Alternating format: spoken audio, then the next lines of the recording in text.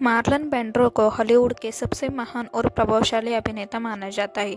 वे अभिनय के क्षेत्र में एक मील का पत्थर थे और उनका योगदान आज भी सिनेमा के इतिहास में जीवित है। उन्होंने अपने करियर में लगभग 60 साल तक काम किया और कई यादगार फिल्में दी। मार्लन ब्रैंडो का जन्म 3 अप्रैल 1924 को ओमाहा, नेब्रास्का में हुआ था।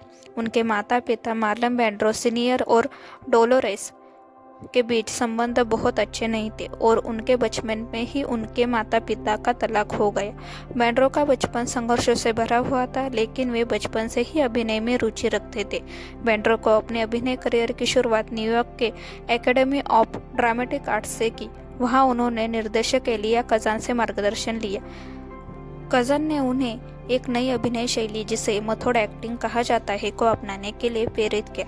ब्रैंडो ने अपनी पहली बड़ी सफलता ए स्ट्रीटकार नेट डिजाइन से प्राप्त की। ब्रैंडो को असली पहचान 1972 में रिलीज हुई फिल्म द गॉडफादर से मिली, जिसमें उन्होंने विल्जो कोरोलियो का किरदार निभाया। यह फिल्म हॉलीवुड की सबसे बेहतरीन फिल्मों में से एक मानी जाती है।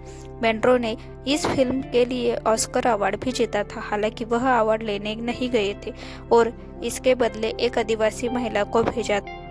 इसके अलावा ब्रैंडो ने अपोलिक्स नाउ, द डिफेंस जैसी फिल्मों में भी महत्वपूर्ण भूमिका निभाई। मार्लन ब्रैंडो की व्यक्तिगत जिंदगी भी काफी विवादों में रही। उनका कई बार विवाह हुआ और उनके कई बच्चे भी थे। उनके कई अफेयर भी रहे, जिसमें एक प्रसिद्ध अफेयर अभिनेत्री मर्लिन मोनरो के साथ था। उनका जीवन अक्सर मीडिया का हिस्सा रहा और वे एक जटिल और कठिन व्यक्ति मानी जाती थी। मार्लन ब्रैंडो को अभिनय की दुनिया में उनके अविस्मरणीय योगदान के लिए हमेशा याद किया जाएगा। उनका अभिनय स्टाइल और उनका व्यक्तिमत्व सिनेमा के सबसे बड़े चैंपियन के रूप में प्रतिष्ठित हो चुका है। ब्रैंडो ने हमेशा अपने किरदारों का बहुत जीवित तरीके से निभाया और अभिनय की एक नई दिशा को आकर दिया। उनका योगदान हमेशा सिनेमा की दुनिया में जीवित रहेगा और वे आज भी दुनिया भर में फिल्म प्रेमियों के दिलों में बने हुए हैं।